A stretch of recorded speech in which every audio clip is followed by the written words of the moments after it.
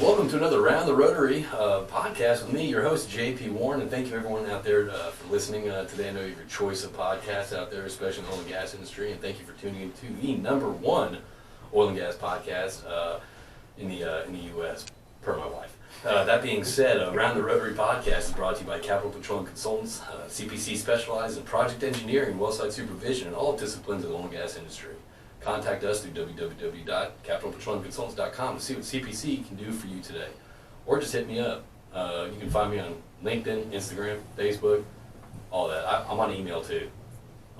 So anyway, Tyler, with us in the studio today is an old buddy of mine, Tyler Varnado, the Business Development Manager, Axio K-12 Services. Did I get that right? That's right. That's right. Okay. So how you doing today, buddy? Doing good, man. Thanks for having me. Yeah. So so you're a big podcast guy.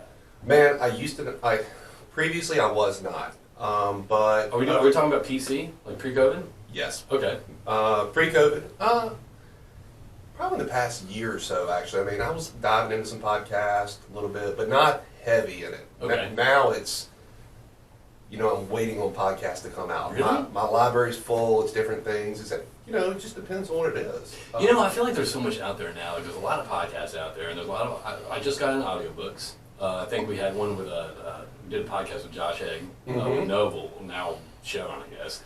And he's talking about audiobooks, and Jacob Foltz also mentioned doing audiobooks. So I took the plunge, and you have your wealth of stuff to kill your time in traffic these days. Audible's great. Is it worth a subscription though? 100%. Really? Oh yeah. Going through books, they send different. Well, how do you choose your books? Depends what mood you're in. Some days you go in and you just search, and it's, hey, whether I want a business book or something to work on finances, or you want some fiction to break it up. Because Right. I'll read a couple books on a business, management, sales, whatever it is, and then my third or fourth book is Something for yourself. something fiction, something to get out of it for a minute, something to decompress. The Jack Carr books now are kind of like the new. What's old Tom Is that the Clancy's. Tom Clancy, like, Well, it's kind of like the new Tom Clancy. like Rainbow 6, 17.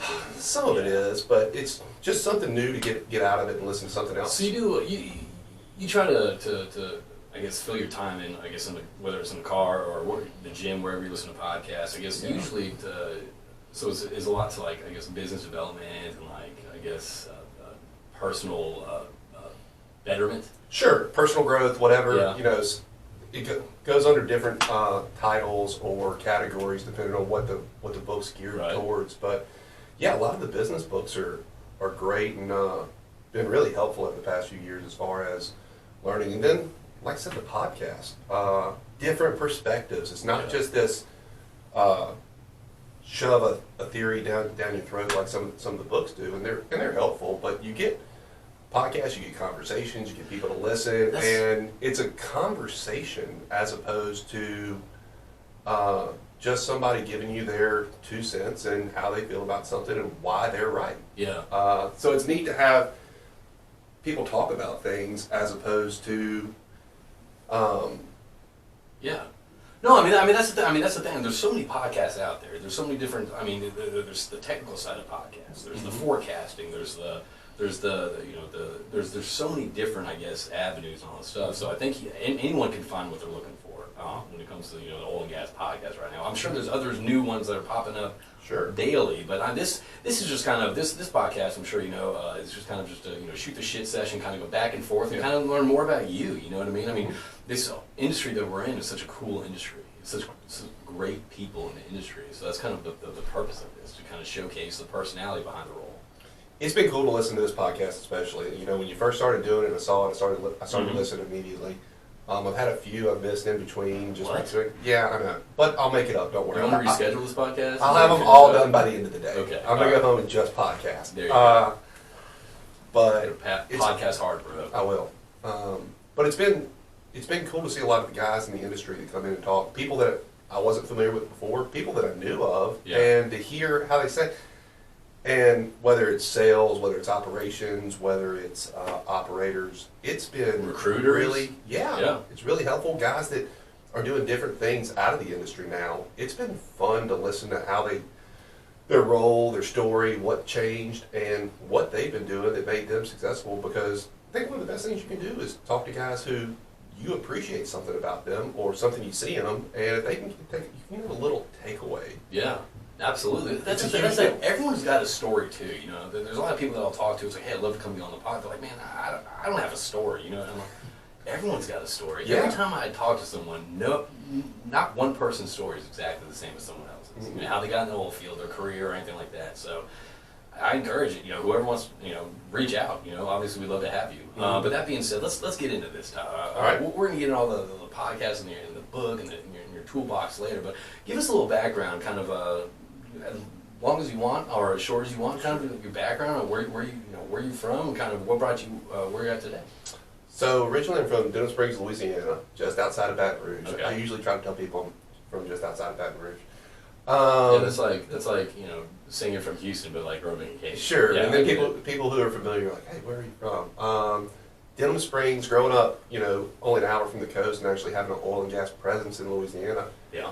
If you'd have driven a drilling rig through Denham Springs down the highway, we would have thought it was a spaceship. Okay. We had no clue. A lot of family worked in the refineries. A lot of people had that downstream presence. Yeah. But we had no clue. As far as we were concerned, we thought there was a big pipe below the refineries down to this big, which we didn't even know was called a reservoir at the time, right? Pool, this big pool of dinosaur bones. Yeah. A dinosaur stuff. And didn't know. Well, you know what? Shame on us as an industry for not, I guess, for people that grow up. We're talking about being, advocates, ambassadors of our industry. Yeah. I mean, we're not even teaching in our own backyard. Yeah, we were there. I mean, I'm an hour from New Orleans, an hour from Lafayette, an hour and a half from Roma, and these are big oil field cities at the time. Yeah. And we didn't have a clue. So yeah, it was interesting. So you're first generation. First generation oil Okay. field. All right. So now, go to school there, leave high school, go to Louisiana Tech. I was going to go to LSU with a bunch of friends. Wanted to go and kind of got encouraged by my parents that maybe you should go get away for a little while. Yeah, I know you, Tyler. Yeah. I know how this is going to turn out. Yes. So probably wouldn't have graduated from LSU, or would have maybe just had to take more than one victory lap at least. It's a high probability. So went to Louisiana Tech, had a great time up there, studied civil engineering. Didn't Adam DiMaggio go to Louisiana Tech? He did. Yes, okay. And ended up transitioning from engineering at the time. Came to Houston, actually shadowed a civil engineering group. Young, dumb, didn't know any better. I really wish I would have had the engineering degree. But came to Houston and was sitting in a cubicle doing homework problems for guys to sign off to, and that just wasn't me at the time. I like being a little more outgoing, a little bit more in the mix, and it just didn't fit well. So I go back to school. A buddy of mine convinces me to change majors to communication. What's communications mean? So communications and PR and media studies and stuff like that. Actually, looking back now saying, hey, getting a communication and media studies degree in rural North Louisiana probably wasn't a big job market out there after. Right. So after I graduated, stayed working in the bars, doing some things. I bartended all through college. All right. And sitting there one night and called a buddy of mine, said, hey man, it's a Monday night, I'm bored, come up to the bar, let me buy you a beer. So he shows up to the bar, I buy him a beer, he steps outside to smoke a cigarette, and there's this oil field chemical company outside, one of the managers outside smoking a cigarette too. All right. Offers him a job. Just like that? Yeah, hey man, we're looking to change things up, we want to hire some college educated guys to try. Wait, offer you a job then? Offered my friend. Wow. On the front porch. So, love that. A month later, my buddy's in the oil field, and this is about as much as I know of oil field at the time, except that there was a big landman boom in North Louisiana at that point. We thought oil field was landman too, still not knowing. Oh, when I first got into sales, I was like, wait a minute. Yeah. There was always, they're more engaging, more easy to talk to. I Sure. guess, being fresh into sales, yeah. And so a month later, he shows back up and they go, hey, this company wants to hire another college grad that doesn't mind working, or what do you think? I'm like, sign me up. I said, what does it entail? Oh, so you had no idea about it? Very little. Okay. I said, hey, you get you go check on chemicals, you are in the field working on pumps, I was a chemical field technician at the time. So completely opposite of what you're studying. Oh, yeah. Okay. Yeah. Nothing in my wheelhouse at the time, All which right. I like to take. You're outside every day, you're doing something different. Learn something new, Yeah. work with some good people. Yeah. And we need you to take some guys to lunch and breakfast, too. And I was like, Well, how long were you doing this field service technician job before they asked you to start taking people to lunch? so that was immediate. It Oh. was, hey, we want you to take care of make sure the pumpers and the field soups are happy. Visit with them. If there's things they need you to go fix or repair, do that. And it was a great job. Okay. We had a great time. And Were you nervous about that? I guess going from a communications degree to start working in the field to start taking these people to lunch in a different industry, because it's kind of like it's our own little culture. You know what I mean? Sure. I wasn't nervous at the time at all. I was happy to do it because I just wasn't happy working at the college bars anymore. I needed a change. I wanted to actually, start a career and do something and make a change. I get it.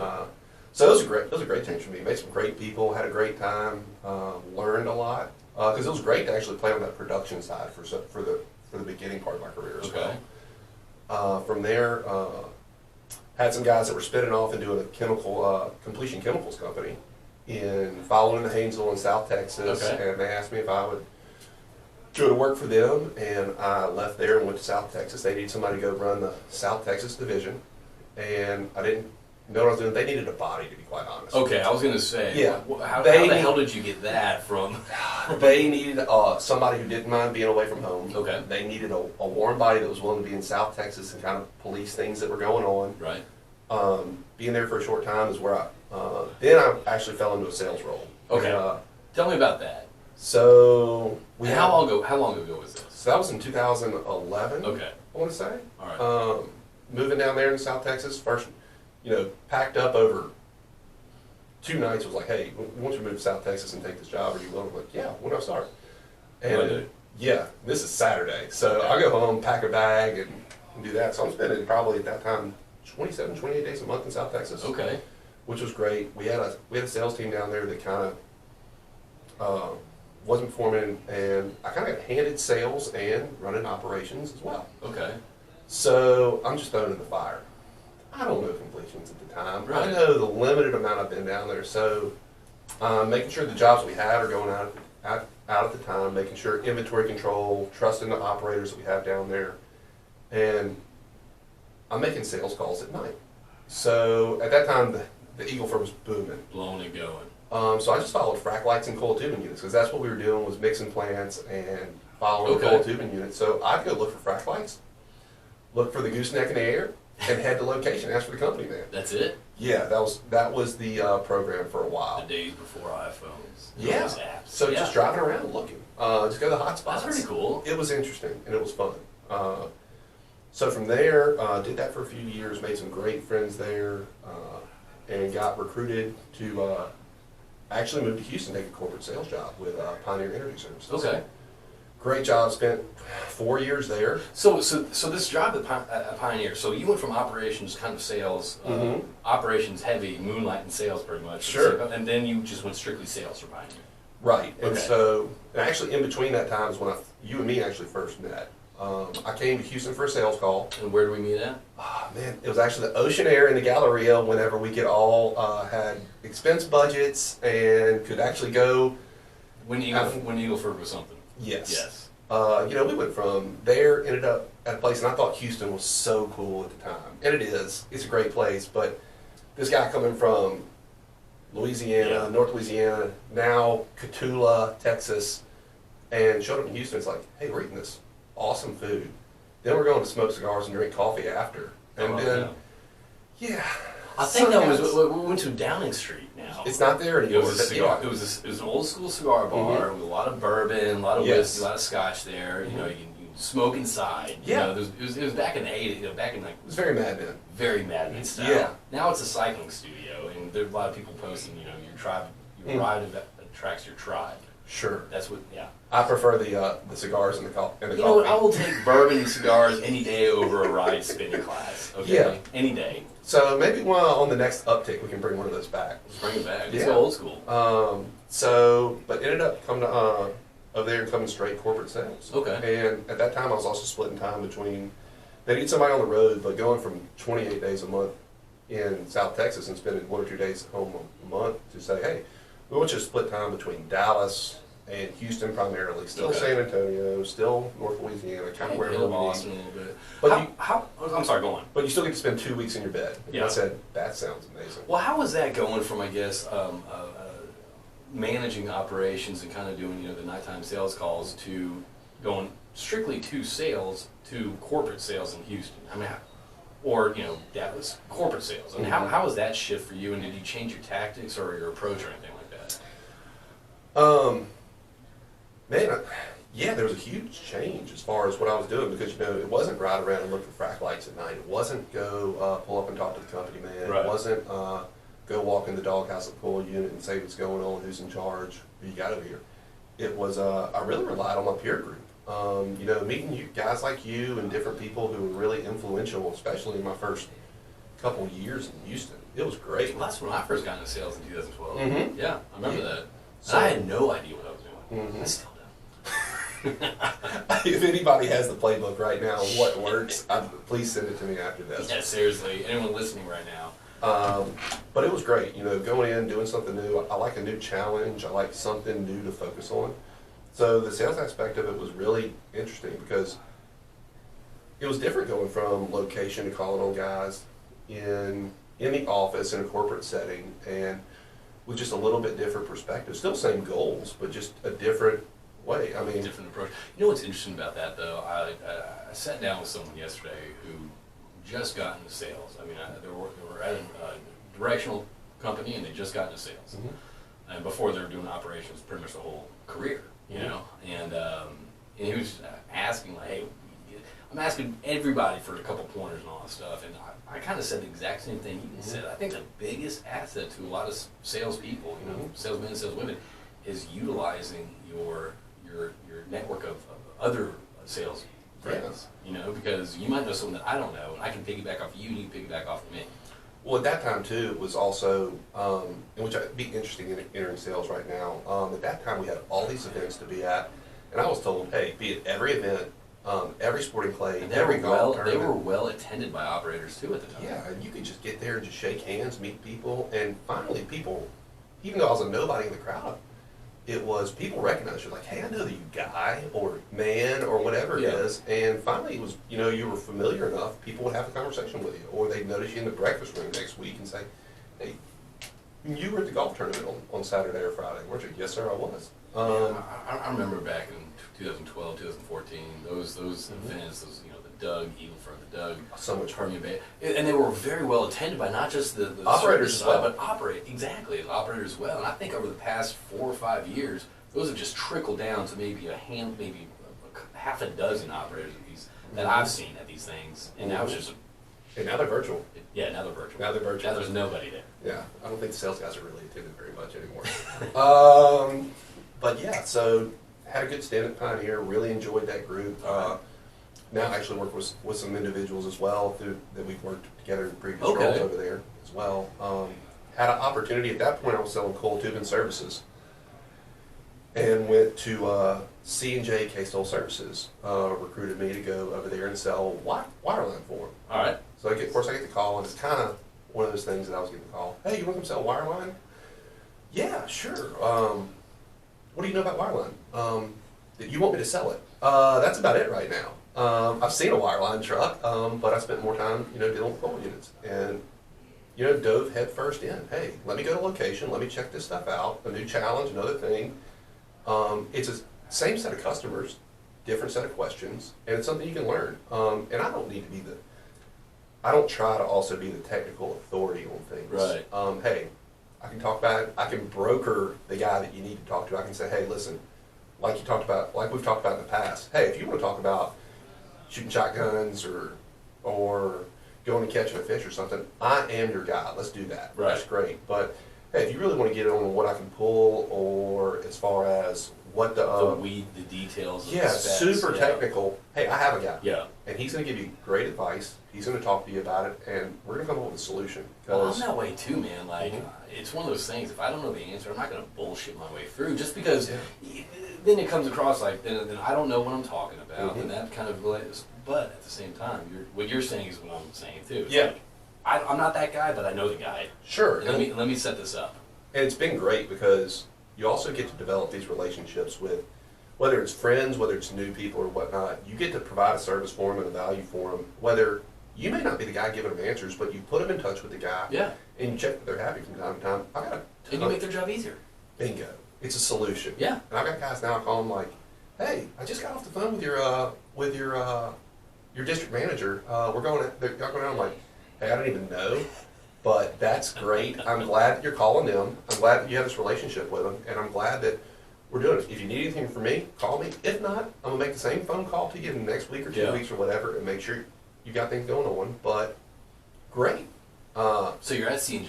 You just started selling a product that you had no idea about. And actually, this is kind of something that, Alan Bernard with Gyro Data and a lot of people have said, like, it's the yes mentality.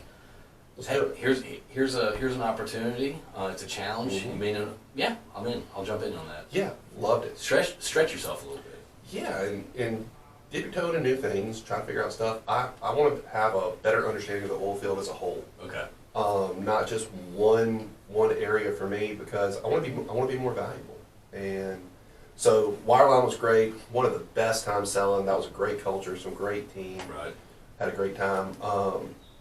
Industry was changing. We were making some moves and spent about 2 years there and had an opportunity to come up with QES, Quintana Energy Services. Got to go work with some great guys over there. They needed somebody to come over, and they gave me the opportunity and the latitude to go sell all services.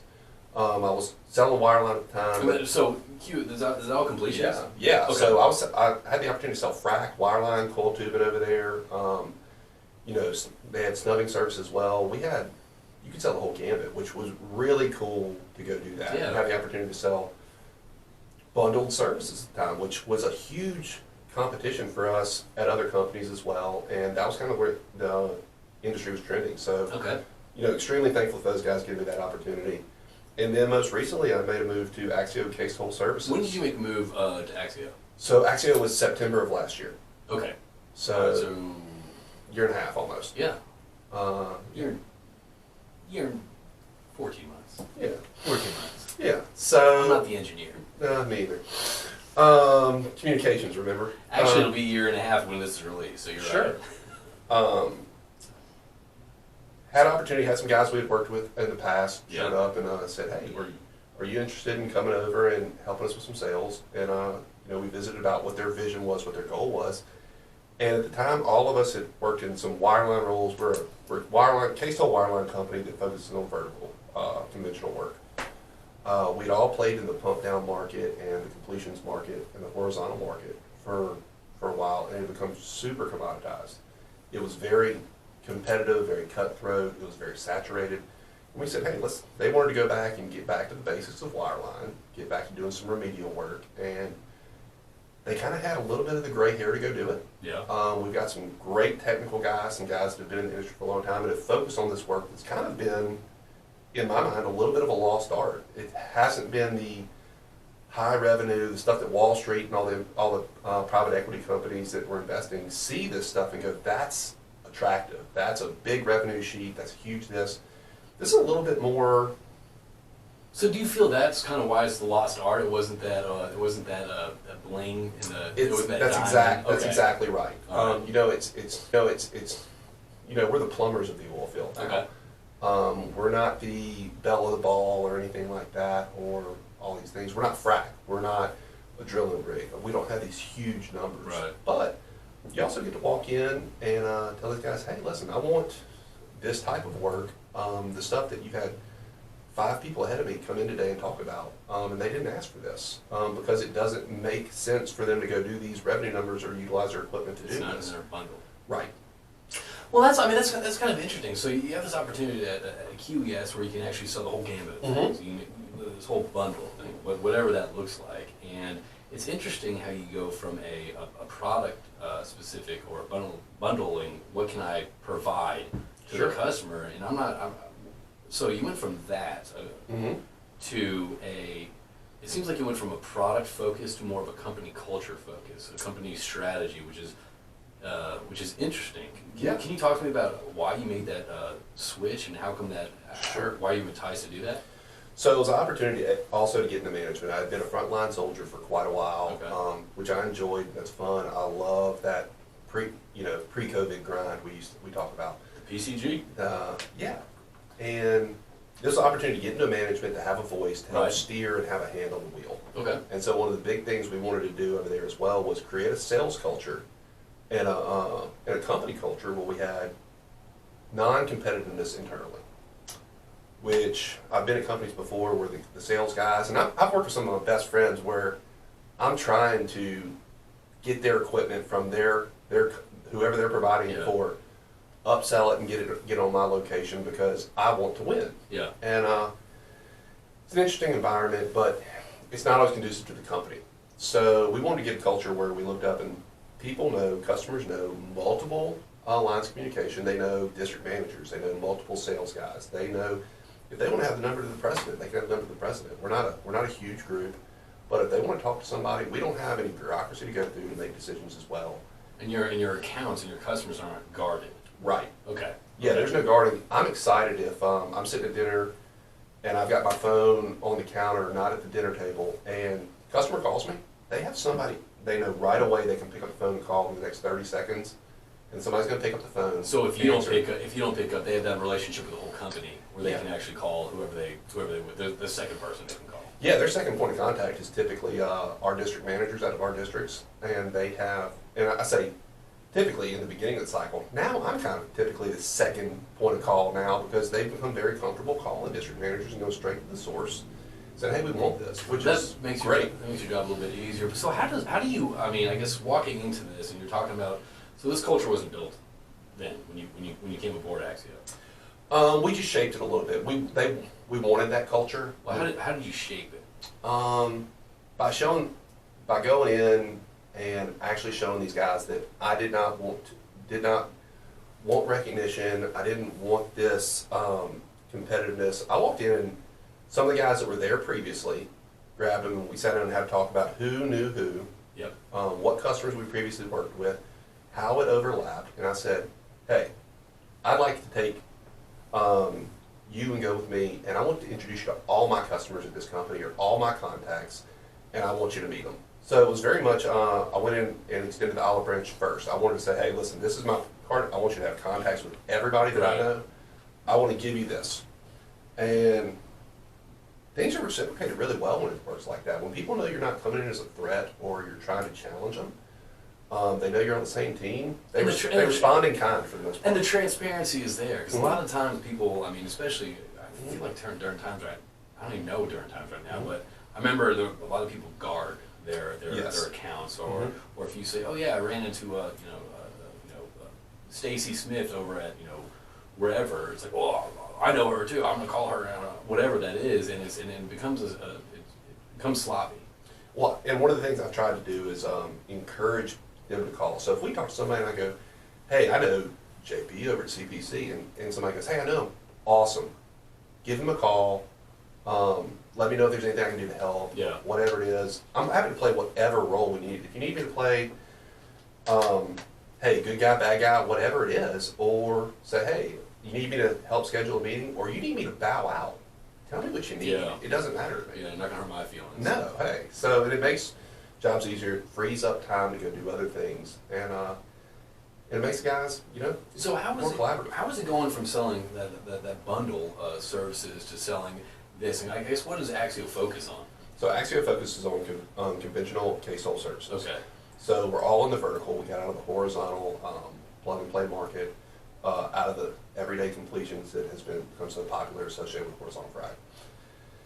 Now, we're in the mechanical world. We do a lot of logging. We do a lot of remediation. Okay. We do some vertical completions. A lot of attached to workover rigs, pipe recovery as well. We've got a gambit of things we can do. I mean, the list is long, but it's one of those things that it's just a little bit less popular, and it's a little bit more geared to the production side, which Okay. has been good. I played in the completion world for a long time, but also production's got a lot of stuff to offer, and now we focus on that. It's just a little bit different a different service. So you got in September, so you're there for about 4, 5, 6 months before the world. So tell me about that. I mean, I know that you and I during this time, we've talked several times over the phone for about an hour, 45 minutes to an hour, and all this stuff since all this stuff happened. Right? It's kind of the same thing, but you're kind of your mindset. Tell me about your mindset when because you were very regimented. I feel like I may be wrong. I feel like you're very regimented. You did your breakfast run, you did your lunch, you did your coffees, you did your hunt, you did whatever it was, and that kind of got wiped off the table. So you've kind of taken on this new motivation, and I want you to kind of speak to that a little bit. Sure. You know, I'd love to sit here and say I saw this coming. I had a game plan. I went into this and do it. Hey, it was tough to respond to not having that regimen anymore. I loved having somewhere to be from 6 a.m. to 4 p.m. Right. Go get your dinner, and hey, there was somewhere to have a drink. There was somewhere to go gather with people. Gather's a bad word now. You know what? That is true. It's we live in during these times now. Like if you have a get together and there's like 10 people or 15 people, and like you get a picture and it's like, oh well, I don't know if I want to post this picture because it might be people. It's such a hot topic right now. Sure. You know what I mean? Like the other day I walked. I think I was somewhere. I walked to the bathroom without a mask on or something like that, and I felt like guilty. Ooh. I felt like I was like breaking.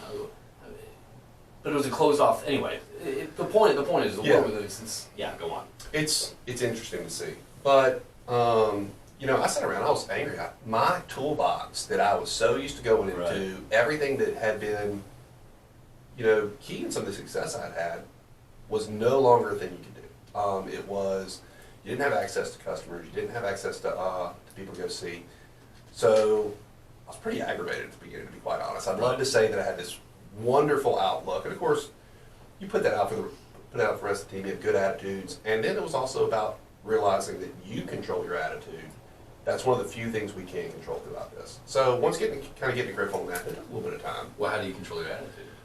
You give yourself a pep talk, and also you have a good support group. And so the people that you're sitting at the table with, whether it's in a professional setting, whether it's at the dinner table, whether it's the guys you pick up and call on the phone, whether they're industry guys, whether they're previous mentors, whether they are customers that you become really good friends with, you can call them. People are frustrated. Right. Everybody's got some degree of frustration now. You can call, talk it through, get it back. Take a couple minutes if you got to vent to a good friend or whatever. And the good friends that I have, look up and go, what are you going to do about it? Yeah. Good question. So adjust. So one of the things I first did was, hey, I really wanted to see people. So at one point, hey, I had an ice chest in the back of the truck, and would go have a beer with somebody on their driveway. Say, hey, listen, I'll come to you. I want to see you.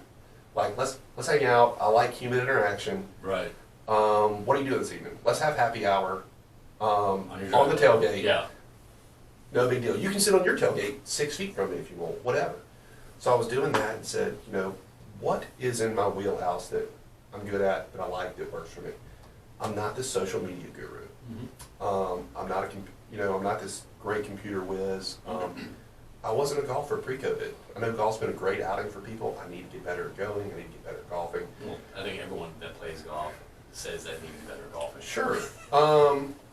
But this wasn't the time for me to take up golf either at a place that I needed to be conservative with how I spend my money as well. Right, that's true. So I said, let's take that same intensity and grind that we had previously. It's different. It's not the same thing where you have that. But let's try to be present from those times that we were working before, whether it's reach out via email, whether it's send text, whether it's make calls. Get up and work every day. Yeah. Use your skill set, adapt it a little bit. Hey, the social media is a huge thing now. If I had that skill set, which I would like to refine it and get better at it, that would definitely be something I'd look at doing. That wasn't what I was good at previously. But you know what? That's an interesting point that you had, because I think you often you see all this stuff like get up, wake up and hustle, rise and grind, and a lot of people feel like, okay, well, if I'm sitting stationary, I'm not doing my job, Mm-hmm. But that you had a good point though, that before you get up and rise and grind, sure, get after it, like hit the ground running. Before you do all that, you mentioned an important aspect of that too. You might want to pause and actually take a kind of a self-reflection and say, what are my skills? what do I know that I'm strong at? And how can I use that and get in front of people and expand my network during these times? Mm-hmm. Yeah, it was trying to figure out what worked for you. And also figuring what doesn't work for you. Yeah. Being aware and figuring that out. One of the things that was great for me, when I finally kind of got out of that little rut. Everyone was in a rut. Everyone was in a rut. Yeah. When I got out of that little rut, I got up every day, got dressed, got in my truck, and drove the Beltway the entire way around, making phone calls. Okay. Hands-free, of course. But calling people, my truck has been my office for years and years and years. I felt comfortable in it. I listened to podcasts in it. I listened to audiobooks in it. I talked to customers in it. It felt very familiar. And so that's something I still do today is, hey, listen, I need to, instead of sitting on the couch or sitting at the table or in the kitchen or whatever, hey, get up, get in my truck. Get in your comfort zone. Bingo. Right. And go make calls. Okay. Hey, there were times I pulled up. I remember pulling up to a buddy of mine's office. They're not there, of course. And I'm like, hey, what are you doing? I'm sitting in your office parking lot. Wanted to see if you want to have coffee. You know I'm not there. Yeah, but I'll come to you. Whatever. Like, hey, let's catch up. I'm kind of going through the motions and just trying to do things that are familiar and fit in my wheelhouse. Right. So that was really helpful for me. So it's finding something that kind of I like the aspect that you got in your truck and started driving. Yeah. You know what I mean? Because that's where your entire sales career, that's where you're used to, and that's what your comfort zone. That's when you can have those conversations that you felt, you know, like I think that's a pretty cool tactic. Back to basics. I like that. For me at least, it was interesting. It works. I still do. I try to do it today. I'm sure I'll be making phone calls on the way home after this. So tell me about you and I were talking before this. I mean, kind of we were talking about the old school ways, kind of not working. And you mentioned a book when you first got in the oil field. Yeah. Was it the Salesman Bible? Oh yeah. Well, it was always referred to me as that. You know, whether you're in sales, whether you're car sales, whether you're selling a lemonade stand on the side of the road, whether you're oil field, whatever it is, everybody always preached about, hey, Dale Carnegie's book, the How to Win Friends and Influence People. Yeah. And then I took that to heart when I first got to Houston. People were like, you need to read this. This is a great book. And hey, in the 80s when it was written, I'm sure it was a phenomenal book. And I'm sure there's somebody going to listen to this and go, this guy's an idiot. Yeah. Which is fine. I'm wrong from time to time. I'm wrong plenty. But it's I'll be also wrong your again. opinion. You're entitled to your opinion. That book doesn't work for me. And I embraced it for a while. And like we talked about, I've walked into offices and you look at the stuff on the wall. Well, give me a little bit. So a lot of people read the book and all stuff, but the point is to be a chameleon, right? Yes, you're developing this rapport with people. It's all about developing rapport, but it's not genuine. And that was difficult for me because I was walking in and you're trying to be a chameleon and fit in. And you know, you walk into JP's office and you see whether he's got a bourbon on his desk or he's got a deer on the wall or he's got an A&M helmet, coffee mug, whatever it is. And you're trying to think, so I used to walk into the office and look at them like, well, I need to learn about deer hunting. Or I need to learn about the Aggie football season. Or I need to learn about that type of bourbon or whatever. And I spent more time going home and trying to learn about all these things that were irrelevant. And not irrelevant, that's a bad word to use, but it wasn't necessarily, it was not genuine. I like other stuff besides bourbon, by the way, for the record. But no, that's a very good point, though. I mean, to me, in our business, I mean, the great part about our business is that we can work with our friends. You know what I mean? Yes. You don't establish friendships being like, people, you know, Tyler likes duck hunting. I'm going to learn about duck hunting. Hey, Tyler, I like duck hunting too. Let's be friends. No, that's not genuine. Well, who wants to also, some of our customers, most of our customers are extremely intelligent people. The operators out there, the engineers out there, the VPs, the execs, whoever we're calling on at the time are extremely intelligent people. I don't think they are genuinely impressed by somebody who just walks in and agrees with everything they say, doesn't challenge them. Hey, listen, if I can walk in and go, JP, I know nothing about podcasts. I'd like to pick your brain on this. Hey, my thoughts on this previously were, I didn't like them, I do like them, whatever it was. And we can have a genuine conversation about it. We don't have to agree. But you can go and have the same conversations with people, be genuine, but going back to the Dale Carnegie book, it just wasn't a genuine feeling for me. I didn't like it. I'm not this chameleon going to do all these things. So, a few years later, I started reading some other series of books. I love the Jeb Blunt series of books. He wrote a book, Fanatical Prospecting. You said Jeb Blunt? Jeb Blunt. He wrote Fanatical Prospecting, which is a great kick in the ass for any sales guy that needs to. It's all about filling your pipeline and staying busy and continuing to do things, not being satisfied with what you have today, but looking at tomorrow, looking at 2 months, 6 months, what you got going, keeping your pipeline full. He's wrote a couple of books that I haven't had the opportunity to read lately. He just wrote a book, Virtual Selling, that I'm ready to read. That's right. What's going on right now. Yeah. The other one, People Buy You, and it's all about people buying from you because they trust you, you're genuine. Respecting people's time is a huge theme to these books. And saying, hey, this is what you go in to accomplish, this is what you don't have to go in and pretend to be something you're not. You can walk in and say, JP, I'm here, I want to earn your business, I sell this, this, and this. I'm here to meet about this and find out what your particular needs are today. Rather than, hey, I see you like bourbon. Yeah. Hey, I see you like this, and then I've wasted your time. Let me waste an hour of your time talking about this and not even get to the point. Hey, let me see if we're a fit. I'm like 5 minutes of your time. If it turns into 10 because you decide to, that's great. Yeah. If we can set up a further commitment down the road to have a meeting to discuss further business, even better. Yeah. And then Grant Cardone was another one that I listen to his podcast as well. His books are great. What does he focus on? He's a real estate guy. Okay.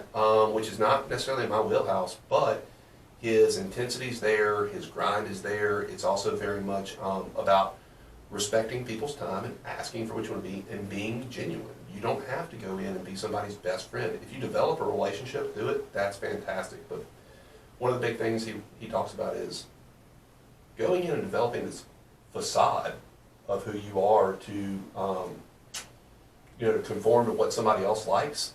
You're not going to develop a real relationship with somebody moving on from there. So even though you're a little bit less, it's not interested, but you're a little less into profiling what they do, what they are, but you are more genuine in your time and use of their time and respectful of them. But that's the thing, any relationship, I mean, if you come across something that's not genuine or something that you're not, I mean, that's going to come back and bite you in the ass, whether it's a friendship, whether it's a relationship, sure, with your husband or wife or anything like that, or a customer. I mean, if you're not genuine and you're trying to form, just like, for example, you, all right, let's say you're a customer of mine. You're a turkey hunting fanatic, all right? I know nothing about it, and I've learned from you that it's actually an art. You know what I mean? It's a difficult art. I never knew that before. Yeah. But if I walked in your office, I'm like, oh my God, I love turkey hunting. Like, yeah, I'd be screwed. Yeah, and then somebody goes, and then hey, somebody bites and goes, really, JP, you're a turkey hunter too? Where do you go? What do you do? I'll just go to your Instagram and find out where you hunt about. Yeah, and then it's like, oh, I'm full of it. Yeah. Hey. Well, I've never been, but I want to go. I mean, then you start kind of dancing back, and it's like, well, okay, who's this joker in my office? You know what I mean? Well, you look up and you come in, or you walk in and you say the exact same thing you said. Hey, I've never been, but I'd like to go. Hey, that's one of the things I really enjoy is taking people for their first time or their first opportunity. And there's an actual opportunity to form a relationship. Absolutely. And it's genuine. Absolutely, I completely agree with that. So books have kind of have really been a huge. And were you always one of those people that read those business books? And no. Professional business books? No, it was one of those things I got into later, and more so since I've been in Houston, and especially more so in the past probably 4 or 5 years. Okay. It hasn't always been something I hated reading. Reading was, I remember growing up and reading, like when we got in trouble, it was like, hey, you go to your room and you're going to read a book. And that's what I'm trying to. Yeah. So my daughter, she's 85 months now, and like that's one of those things. It's like, it's I don't want to make reading a punishment. Then she won't enjoy it. So you got to think of other stuff. But I'll be honest. The biggest thing that's happened it's probably been in the past two years. It's made it more enjoyable. Has been the audiobooks, the podcast, the ability to be stuff. I'm not good at sitting down. I can sit down on a plane and read a book. I can't listen to an audiobook on a plane. I'll go to sleep immediately. Yeah. But I can sit down and read a book on a plane. But I can read 3 books this month, driving around the Beltway. Yeah, driving around the Beltway, or going to South Texas to visit location, or on the way somewhere to do something, and it's great. So what other tools do you have in your toolbox to kind of help you drive through these times and also build your professional, outlook or lenses? So going back kind of, the reading and growing your knowledge base and trying to get other perspectives through podcasts, through books has been great. But I go back to the people you're sitting with at the table. Okay. Who you're sitting around the dinner table with, who you're talking to on the phone daily. When you're saying who, what is that? What does that look like to you? So, friends and customers, guys in the industry for sure, that'll look up, fellow sales guys or whatever. You call looking for, hey, some connection or to further your network or to get in with a group. But you can also call with frustrations and say, hey, I'm really struggling to get in touch with JP Warren this week. Right. I met him at an event 6 months ago. I really want to do that. And somebody goes, hey, you need to email this guy. Dude, I've been emailing him. And going back to that, they look up and go, well, what'd you email him? I emailed him, hey, I'd really like 10 minutes of your time. An informal coffee, whatever, yeah. Sure. And I've had guys go look up in the past and go, well, did you provide any value in that statement for him? Oh, no, maybe I didn't. And these are little things, different. But those little things are, if that gets a response. A while back, somebody said, hey, change your email. Tell him why to meet with you. Tell him why why meeting you with value would add value to him. And that sounds really simple, right? Hey, duh. But we're guilty of not doing it from time to time. We send out an informal email. Sit down, think about what you accomplish, think about what you want to do, reshape emails, reshape your voicemail, reshape your text message. And also that being said, that doesn't mean you have to add another paragraph or two. No. It might actually be slimming it down. Slimming it down, making it effective for people, and then talking to people. Say, hey, JP's kind of a straight cut to the chase type guy. Or JP's hey, really enjoys kind of BSing a little bit, so send him something else. And so relying on those guys. But it's been really good for those guys to look up. And it's customers as well, friends as well. And you call a customer and say, hey, I'm trying to get in touch with your VP, or I'm trying to get in touch with your guy on location. What do you suggest? And asking someone what they suggest is really helpful. People like giving advice, people like teaching, and like having an opportunity to help people, for the most part, that I've seen. And potentially it actually could be one of those things like, oh, well, Tyler, I know, I'll come to lunch with us. We're going to lunch today. Even better. Us. Yeah, but if that happens. Sure. But yeah, asking counsel and asking advice, I see you have a relationship with this person. What do you recommend how to get a response back?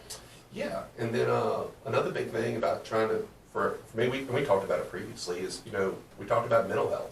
Sitting down at the dinner table at night, putting your phone away, talking about your day, doing your thing, and decompressing. Why is it important putting your phone away in a sales role? So for you and me, I don't know that you and me can't put our phone in our pocket.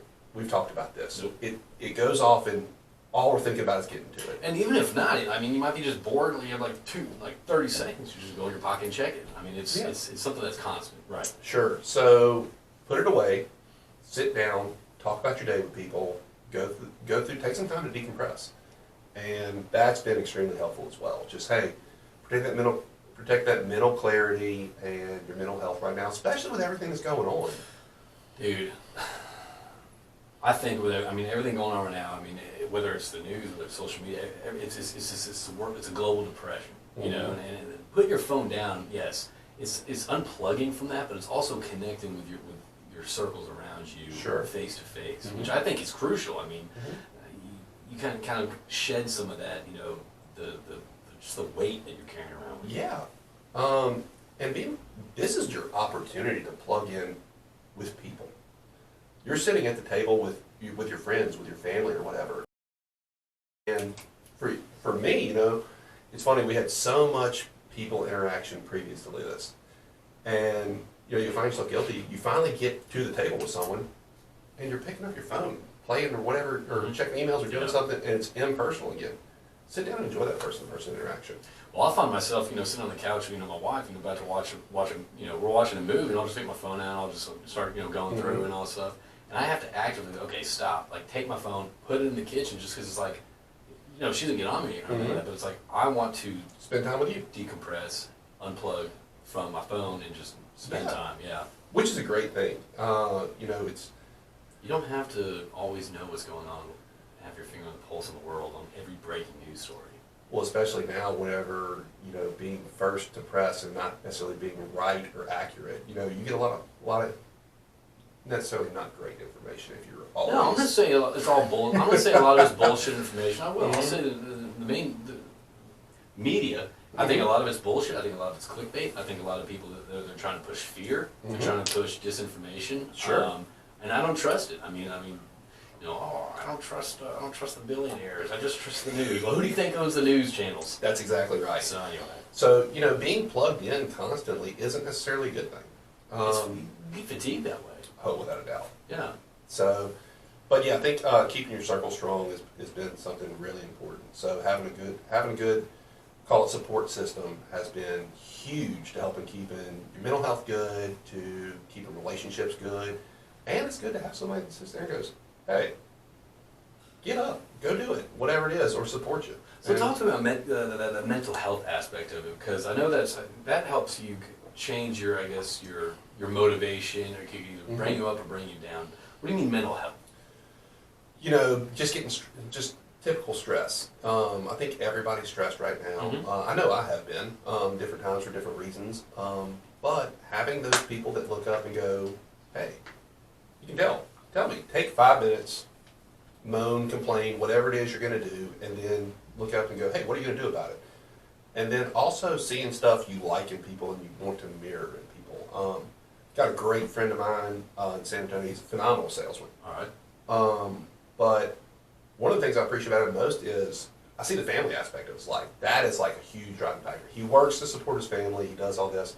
I've been on location with him at 3:30 in the morning. We finally get done with the job, and you look up and it's like, hey, what are you doing? I'm like, dude, I'm going to the hotel. I'm going to get some sleep. I've been up for however long. And you look up and he lives in San Antonio. So if you're in the Eagle Ford, he looks up and goes, dude, I'm on the way home. If I leave now, I can be home to cook my kids breakfast and bring them to school. And so you look at that, while that's not the professional, I love that. That it's so cool to look up, and we have guys like that who are influential, and that's stuff you want to be like. Yeah. Because I know other guys that are, you know, I looked up and they're like, man, I've got 3 days away from the wife and kids, and I'm gonna go, I'm gonna try to drag this job out or whatever. It's like, I hope we get stuck. yeah, then that's not the ones you know that I want to mirror or whatever. So you get to see cool things like that. So it's not just the guys you surround yourself from just a purely professional level. It's about, you know, having good morals, about doing whatever. Good moral compass. Yeah. You also mentioned something before the podcast too. It's also taking time for yourself. I mean, not just. I mean, you talked about the self-reflection side of things. Where, you know, before you get up and go and grind, take a pause. You know, look at the resources that you have and your network has. You know what I mean? For example, you might be you are an excellent turkey hunter, and I might not be, but I might have a customer that is like, hey, I'm not one. Tyler, do you mind? Sure. Use your resources around you. So that's good self-reflection, but also the mental health. You talk about doing stuff you enjoy.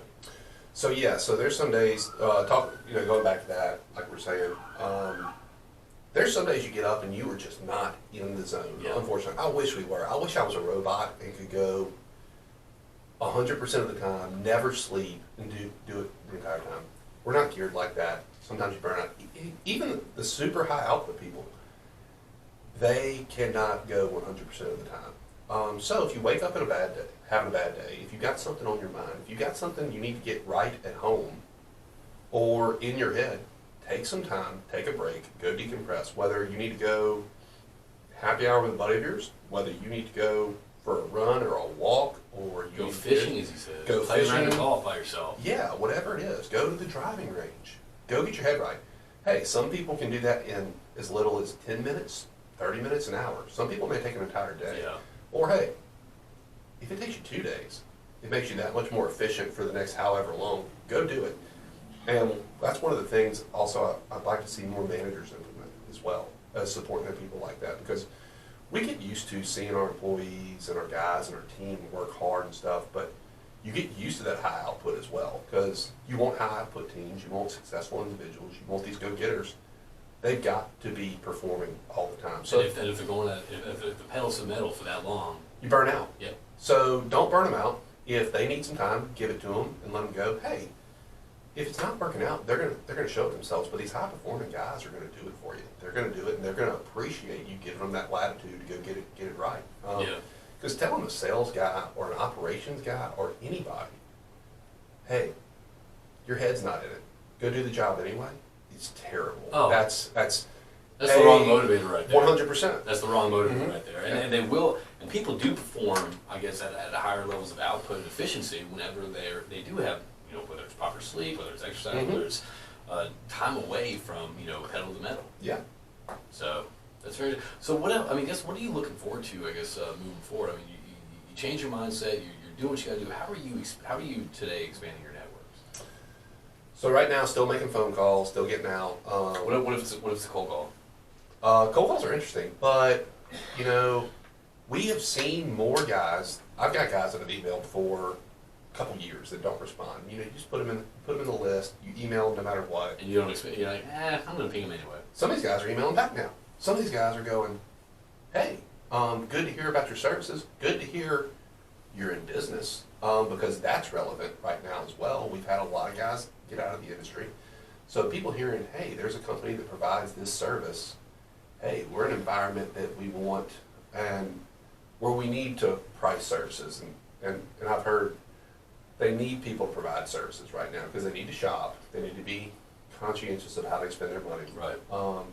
So they need to, so they see a service provider out there and go, hey, I know I've been ignoring this guy for a long time. And some of them respond, some of them don't, and I'm going to email them next week. Yeah. So you're seeing kind of the correspondence. It's changed. It has changed. I've noticed that too. And it's cool to see the guys that have blown you off for so long. Yeah, you're like, hey man, come on. Yeah. And we've also, it's been interesting, so we've had an opportunity where you don't realize that even the guys that have blown you off for a while, because I've had a couple calls of previous guys that worked in roles that blew me off, and they've picked up an email on their personal email, hey, and jobs have changed, whatever, and they're like, hey, I'm looking for a position, can you keep your ears open? Right. And I'm like, hey, I'm happy to help the industry, I want to be a good steward, I want to help, we'll do that, but they know who you are, and you got an opportunity to build relationships sometime. It's a different build, it's a different mindset, but if you can do something, if you can help people out right now, if you can give them information, that's gonna go far. they appreciate it. Yeah, I think any help or support that you give anyone, whether it's forwarding the job on LinkedIn or talking to someone with less experience, or maybe even speaking to someone. I mean, Yeah, do it as much as you can. Expanding your network. I'd like to say, still, I'm out there trying to do as many events as possible. Right now, we had a stint, I guess. How are you seeing the event turnouts lately? So, we first started with Oilfield Helping Hands in Port O'Connor, saltwater fishing tournament. It was a great turnout. Yeah. That was kind of one of the first ones. It was. And everything kind of, it was. So, I've kind of, like I said, kind of going back to what, as much as you can, back to basics and doing things that worked previously. So, if there's a tournament we can be at, we go. People, of course, there's people that have reasons to stay in and are going to stay in. To each their own and do your thing. There's other groups that really want to get out, really want to see people, really want to go play golf, really want to do this. So we've been at the tournaments. My team has been out cooking. We go to as many tournaments as we can. We still try to be as safe as possible, but getting out there and seeing people's been great. Yeah. Got to meet some people that, hey, I knew through the names, but now, you've never been the face of the name. No, now you're out there, and maybe it's a fist bump instead of shaking a hand. Which I'm ready for. I'm ready for handshakes to come back in full form. You know what? Look, I'm fine. Look, handshakes are there. You know what I mean? Handshakes are there. But that being said, I'm fine with just doing a fist bump. Sure. Moving forward. I mean, that being said, first off, I hate being sick. It's not COVID. I just hate being sick. Like, I'm a baby when I'm sick, and if that's the thing where it's just I give you a fist bump. First off, it looks cooler, it's quicker. I don't know where your hands have been. You know what I mean? I don't know what you've done with it. You know what I mean? I remember when I was working offshore, I had some bib, and one of the roughnecks was like, hey man, give me a pinch. I'm like, no. The one I'm like, I saw you go over the handrail right there. That's exactly right. Where's the washing station? No. Yeah. You're not putting your junk in my tent. No, I'm with you. I get that. But it's people are out. People want to be out. There's a group of people that wants to be out. Yeah. So why not be out meeting those guys if you can do it safely, if you can do it well, and you can do it well received. So we've been cooking at every event we could. Golf tournaments have been great. Shooting events have been great. And that being said, I mean, I'm just thinking right now, I mean, rather than just find events to go to, I mean, a lot of people, I mean, man, I mean, this is a great opportunity to take it on yourself and create something. You know what I mean? Like whether it's a little dinner at your home, you know, or whether it's create your own little happy hour, create your own little dinner, create your own little space. You don't wait for the industry to say, okay, come here to meet people, come here to meet people. Try to use your network to create something. Yeah, I mean, it goes back to, hey, listen, if it's take a pan of something to someone's house and drop it off with them, go to them. Yeah. Whether it's take an ice chest and go have a beer on the driveway, whether it's, hey, listen, invite people to the house or whatever you want to do, whatever people are comfortable with and you're comfortable with, go do it. Yeah. So yeah, don't wait on the industry, but definitely utilize as much industry help as you can. So that's kind of a tool in the toolbox that people have used. You know what I mean? Using industry events and all that stuff. But also, I think that people need to. I always say get creative, but kind of going back to what I just said, like kind of create your own opportunities, create your own events, create your own little happy hours, or what would benefit you and your company, or you and your networks. Create that. What tools in that toolbox that are out, that are in the trash now? Obviously, the Salesman Bible book is. What tricks and trades are you not going to go back to? You know, as far as not going back, I'm really. Well, don't not never, but that you don't see benefit going back to. I don't think we're going to see people go back to the big happy hours like we used to have. Yeah. I mean, it used to be just a hodgepodge of people piled up at a bar on Thursday afternoon or the Friday afternoons or whatever. I don't think we're going to see it as much. I enjoy it, but I don't think we're going to see that near as much. Breakfast run. Oh man, don't even get me started. I would love to have someone to bring it down and I enjoyed the breakfast runs before. I'd love to get back to it. I don't think we're going to see it for a while. All the offices I've talked to, they're not going to let us in. No. For a while. No. I enjoy having. I'm not a huge coffee drinker, but I enjoy having a place to go drink a cup of coffee and hang out in the break room, talk to a few people, and have opportunities to visit with people. And it was part of my regimen. It gave me somewhere to be from 6 a.m. till, if you had a meeting after 4 p.m., you're usually getting in trouble. Like, it was probably a bad meeting if I was having a 4:30. If I was having a 4:30 meeting on a Friday, I was in trouble. Some of my old boss used to say, 4:30 meeting on Friday? Yeah, but I'm on overtime. That's exactly right. But I don't think we're going to see the breakfast runs near as much. But I hope I'm wrong. I hope we get back to that. I hope we get to a point where we can. Or potentially something is created during these times that replaces that. Yes. You know, whatever that looks like, whether it's you're hosting some taco outside or whatever that looks like, but something that might replace it.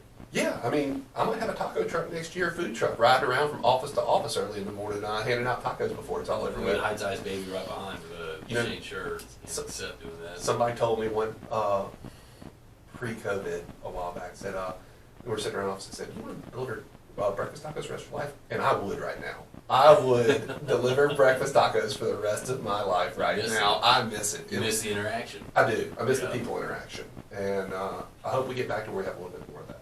Well, once things calm down, once things shift, once things get a little bit more calm with this arena we're in. So hey, we're kind of coming up on time right now. What kind of is there anything I'm missing out that I'm not discussing with you? No, not that I can think of. You know, we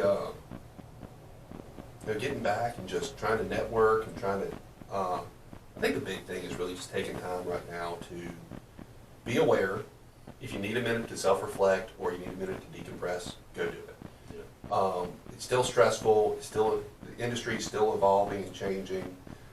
So you need to be evolving and changing as well. What that may be for you may be different. I've heard a lot of people say, you need to get better at this or do better at this. I don't think there's one playbook for anybody. I think it's what fits in your wheelhouse. I think you really sit down and figure out what does well for you. For me, it's sitting down and doing some reading, having a great group, and trying to really sit down and think about my strengths and where I play. And that is trying to find that everyday grind that mirrors as much as possible as the old one.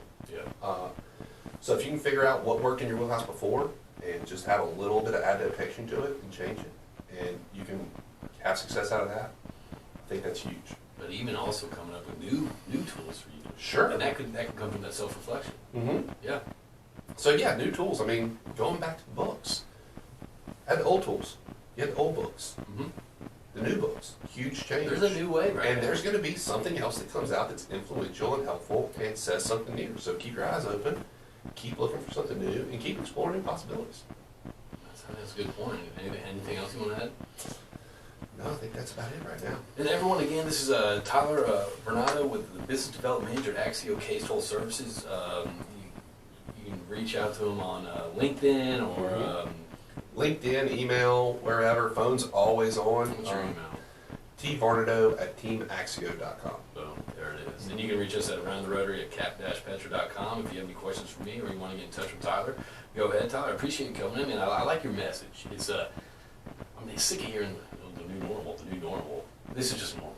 You gotta recreate, resharpen, and come up with new stuff to successfully attack and build your networks these days. Yeah, it's one of those things. It's an old saying. It's repetitive and it's not. And you may familiarize with it. Complaining's like a rocking chair. Worrying's like a rocking chair. Get you something to do, but it doesn't get you anywhere. So let's do something. Let's make a change and move on. And even if that's reading, even if that's self-help books or self-professional books, like that, I think that's a good avenue right there because you're bettering yourself. Yeah, I think knowledge is power. And listen, learn. You may read a book that you say, "Boy, that was terrible," and you learn something you don't want to do, and that's helpful as well. You don't have to read everything that you agree with. You can read the opposite things, and that gives you more perspective on why you agree or disagree with something. That's exactly right. Amen to that. Mm-hmm. People don't do that these days.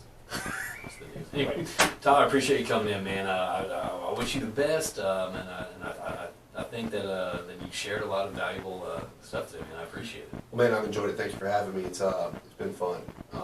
First time doing the podcast, and hopefully we'll be sitting around with a little more gray hair, a few more years, a few more of these. In the oil field. If we want to be. Who knows? Some people might want to leave the oil field, and that's fine. I hope we're here. Yes. But I hope we're successful wherever we're at. Amen. All right, buddy. Well, I appreciate you. You have a good day. Thanks, everyone, for tuning in. And you can find Round the Rotary on any... you're listening right now, wherever you listen to it. But we're on YouTube and Instagram as well. So thanks, everyone, for joining, and we'll see you soon.